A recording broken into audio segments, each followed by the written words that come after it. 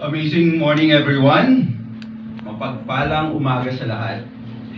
I'm JP Porte of Pascual Laboratories Incorporated and President for 11 years now of Philippine Pharmaceutical Manufacturers Association. I will be sharing with you the update on the pharmaceutical industry, focusing more on the local pharma. Okay. How big the Philippine pharma market is? It is valued at 257 billion pesos, about 4.5 billion US dollar last year, and continuously growing at an average pace of 6 to 7%. We are actually posting the second biggest growth in the ASEAN region, and then it is the third largest pharma industry in the ASEAN, next to Indonesia and Thailand. We are about the same size as Vietnam, but we are a bit bigger than them. Unfortunately, for the local manufacturers, two-thirds of the market is dominated by multinational companies, foreign brands. And it is about to change in the next 10 years. And 69% of the market is prescription drugs. We in the medical field, we call it ethical pharma segment. And in the past 5 years, the growth of the importation is about averages 11%. So the market is growing about 6 to 7%, but importation grows bigger than almost double than the growth of the market. So there you have it. Before, in about 25 years ago, the share of the local pharma manufacturers in the total pharma market is about 40%. Now it's down to 32% in favor of the imported. Actually, tayo yung naiiwanan dito sa Asia, Southeast Asia specifically. In Indonesia, if you want to market your pharmaceutical product, you have to work with the local manufacturer because you cannot market it there if it is imported. Except for the very unique patented new products. But they are given 5 years to transfer the technology to the local manufacturer. When I attended the CPHI Thailand in 2018, before the pandemic, one of the speakers there na kasama ko as a guest speaker sa Vietnam, they shared with us that the target of the Vietnam government is to support the local manufacturer. From that time, 2019, from 50% to 70% in the next 5 years. In Thailand, about 85% of the requirements of the government comes from the local manufacturer. So I envy them. I pity the Philippines because we used to have a share of 40%, now it's down to 32%. But the government is pushing for the increase of share of the local manufacturer in the next 10 years. Okay, 98% of the materials are imported. Sa raw materials, ang ginagawa lang natin dito sa Pilipinas, asukal, karamihan pa nun ay imported coming from Thailand kasi mas mura ang imported sugar than locally grown sugar here in the Philippines. And yung mga herbal drug products like lagundi, sambong, we are growing them and transforming that to raw materials. And then alcohol, yung mga alcohol din, but about 60% lang ng alcohol are supplied from local. Madami ding imported na alcohol. Yun yung mga normal ingredients sa paggawa ng mga gamot at karamihan imported nga. We don't have API, active pharmaceutical ingredient manufacturing facility here in the Philippines because we don't have economies of scale. For the packaging materials naman, about 60% are supplied from the local producers. Ito yung mga papel, pero yung starting raw material niyan, yung mga boxes, pero yung mga starting material niyan ay imported din. Yung bote, San Miguel Corporation, only a portion of the total requirement. Maraming mga nagpo-produce dito, mga plastic bottles that we are using locally also. Okay. Now, how big the market is? Let us segmentize the two segments of the market, specifically the prescription drug. It is valued at 177 billion, 69% of the total market.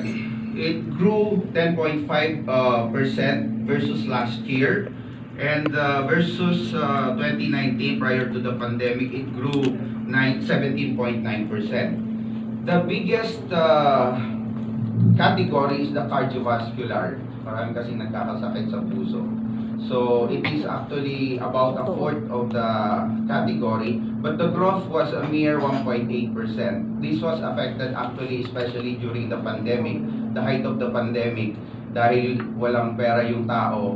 Yung minsan yung mga nagme-maintenance medicine, nag-i-skip pa ng pag-inom dahil wala silang pambili. Yung mga highlighted are those categories na ang laki ng growth. Ano-ano yon? Anti-diabetes, mahilig kasi tayo sa mga soft drinks, saka mga matatamis na mga pagkain. Oncology, ito yung anti-cancer. So imagine a growth of 14.4% annual compounded annual growth rate. CNS, ito yung sa mental health. So ang dami nang napapraning dito sa atin. Yun yung isa sa ang laki ng growth sa Philippines. Anti-rheumatic oral. So yun yung mga growing segment. Anti-infectives, decline siya. Why is that? Because during the height of the pandemic, natuto tayong mag-ingat. So konti actually na-i-infect except yung mga COVID because of the alcohol, the wearing of mask. So, nag-decline yung market, which is good. Okay. Next, the OTC drug, valued at 79 billion, a benign growth of only 0.2%. But compared with 2019, it is a robust growth of 26.7%. The decline is brought about by vitamins. During the height of pandemic, nagdoble, nagtriple ang requirement, lalo na ng mga vitamin C's, saka yung mga combination. Unfortunately, the market is adjusting right now. Maraming pumasok ng mga imported galing sa iba't ibang bansa, kaya flooded ang market ng mga vitamin C's. At maraming nag-hoard noon ng mga vitamin C's. Yung iba mayroon pa sa mga cabinets nila na ginagamit nila. That's the reason why decline yung market versus a year ago. And then, ang matataas yung growth is cold and cough preparation, analgesics para sa mga sakit sa ulo. So, maraming nagpapasakit sa ulo natin dahil sa stress, sa trabaho, sa pamilya, sa dahil doon sa economic crisis. Intestinal disorder and anti-anemics. Pag stress ka, sumasakit din yung tiyan mo. So, yun yung reason yan. So, these are the growing categories. Okay, ano naman yung capabilities ng Philippine Pharmaceutical Manufacturers Group? We have a capability for research and development for natural and synthetic drugs. We can manufacture solid liquids, semi-solids, topical, dry powders, effervescent, eye eardrops, parenterals, or injectables. But unfortunately, we don't have vaccine yet here in the Philippines. They are all imported. Pero the government is pushing for the establishment of local manufacturing of vaccine here in the Philippines. In fact, this 2024, maglo-launch na sila nung pag-establish ng Philippine Virology Institute dito sa Clark, Pampanga, and we are participating in the preparation for that. We have robust warehousing, logistics, and distribution facilities across the country, especially in the centers, the business centers of the countries, the cities and provinces. We have capability for clinical and bioequivalence testing of the products that we manufacture locally. Ibig sabihin, yung pinoproduce na dito is bioequivalent, kapareho ng kalidad, sa effect, efficacy dun sa mga imported drug products, because we are testing that and it is required. We have a very strong government and private partnership, especially with DOH, DOST, FDA, and most especially DTI. Isa sa pinakamalaking tumutulong sa industry is DTI. Because of DTI, nakakraft na kami ng integrated roadmap of the Philippine pharmaceutical industry that we are starting to implement now. Okay, what drives the growth of the pharma? The growth of the pharma industry is actually proportionate to the growth of the Philippine economy. We have a stellar Philippine economic rebound despite the global financial crisis, a GDP of 7.6% in 2022, and last quarter it posted at a high growth of 5.9%. And we are expected to end this year by about 6%, the highest in the Southeast Asian region, +5, including beating even China and India. And it is the first time that we beat these two high-growth countries. Okay, the sustained growth of Philippine BPO sector, contributing about $32.5 billion in 2022, employing about 1.6 million Filipinos. It is projected to contribute 59 billion by 2028, employing 2.5 million Filipinos. Ito actually yung emerging market ng pharma.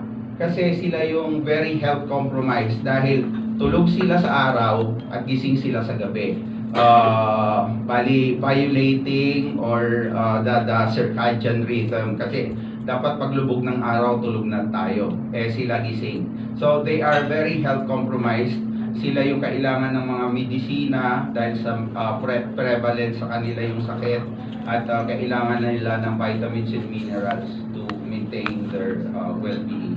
And may pera silang pambili nito. Okay.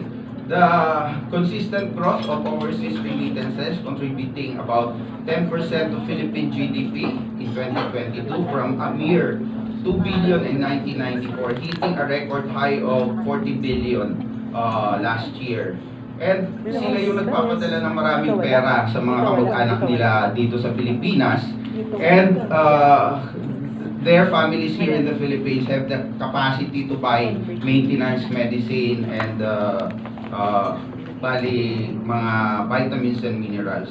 Promising tourism industry recovery after the pandemic. Tourist arrivals in the country reached 5.45 million in 2023, contributing 482 billion pesos, surpassing the 2023 target of 4.3 million tourist arrival. So, because of this, maraming Filipinos na nai-employ kasi pag may pumuntang turista, bibili sila sa restaurant, kakain, mag-hotel. So, maraming Filipinos na nakikinabang. At that way, nakakabili din sila ng kailangan nilang mga gamot. Okay. The government aggressive infrastructure spending sustained with budget of 5 to 6% of GDP from 2017 to current. And ito yung nagkakaroon ng multiplier effect kasi maraming nai-employ. And then easing of inflation rate from the high of 8.6 at the start of the year to 3.9 in December. Actually, hopefully, masustain na yan. Kasi very much affected even the pharma industry nung nakaraang taon, saka including the early part of this year. Kasi siyempre sa taas ng inflation rate, instead na bumili sila ng mga multivitamins para sustain their good health, kailangan nila bumili muna ng pagkain at iba pang pangangailangan at tuition ng mga anak nila. So naapektuhan yung yung industry, lalo na yung mga multivitamins and minerals, kaya decline siya. Further improvement of unemployment rate to a record low of 3.6%. Ito yung naitala noong November 2023. Okay, ano yung mga opportunities? The full implementation of the Universal Health Care Program, which will double the size of the Philippine pharma market in the next 10 years. Prior to the implementation of the Universal Health Care Program, only a third of Filipinos have access to the right medicine. Karamihan ng mga Filipinos tapal-tapal na lang ng mga herbal, ng mga dahon-dahon, inom ng tubig, because they don't have money to buy the medicine that they need. The Universal Healthcare Program will provide that. In the next 5 years, the